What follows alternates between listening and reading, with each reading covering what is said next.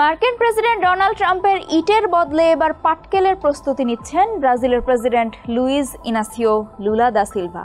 কারণ গত সপ্তাহেই যুক্তরাষ্ট্র ব্রাজিল থেকে আমদানি হওয়া পণ্যের উপর 50% শুল্ক আরোপ করেছে। মূলত দক্ষিণ আমেরিকার দেশটির সাবেক প্রেসিডেন্ট জাইর বলসোনারোর বিরুদ্ধে চলমান তদন্তকে কেন্দ্র করে চটেছেন ট্রাম্প।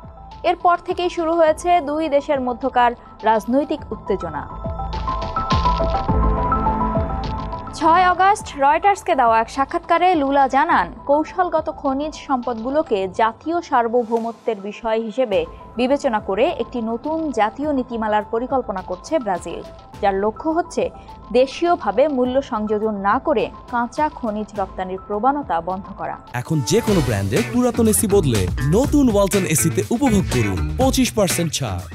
লুলা বলেন, গত শতাব্দী ধরে যা ঘটেছে তা আর চলতে দেব না। ব্রাজিল যেখানে কাঁচা খনিজ রপ্তানি করে, সেখানে তাদেরকেই আবার পরে অনেক বেশি মূল্য সংযোজিত পণ্য কিনে আনতে হয়।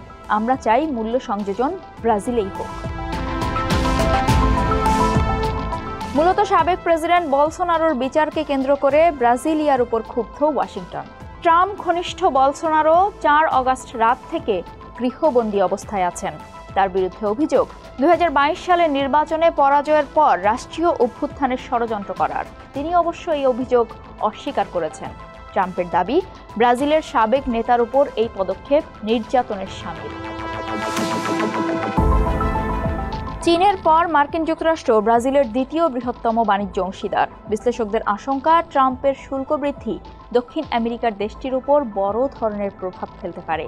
তবে দীর্ঘদিন ধরেই ট্রাম্প যুক্তরাষ্ট্রে গুরুত্বপূর্ণ খনিজ সরবরাহ নিরাপদ করার চেষ্টা করে যাচ্ছেন। তিনি অভিযোগ করেন, এই খাতে চীনের নিয়ন্ত্রণ প্রায় একচেটিয়া এবং এর বিকল্প হিসেবে প্রতিরক্ষা সহায়তার বিনিময়ে ইউক্রেনের সঙ্গে খনিজ সম্পদের চুক্তি করছেন। লুলা বলেন, বর্তমানে ব্রাজিলের খনিজ সম্পদের পূর্ণাঙ্গ মানচিত্র বা তথ্য ভাণ্ডার নেই। ফলে তার সরকার একটি জাতীয় খনিজ উপাদান ও মান পরিষদ গঠনের মাধ্যমে এই প্রক্রিয়া শুরু করবে। তিনি বলেন, এই পরিষদ ব্রাজিলের খনিজ সম্পদের উপর জাতীয় নিয়ন্ত্রণ নিশ্চিত করবে এবং দেশকে বৈশ্বিক শক্তি রূপান্তর প্রক্রিয়ায় নেতৃত্ব দানের সুযোগ করে দেবে।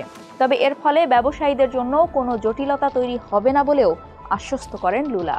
বলেন, বিশ্বে খুব কম দেশই এই খাতে ব্রাজিলের মতো সুযোগ রাখে।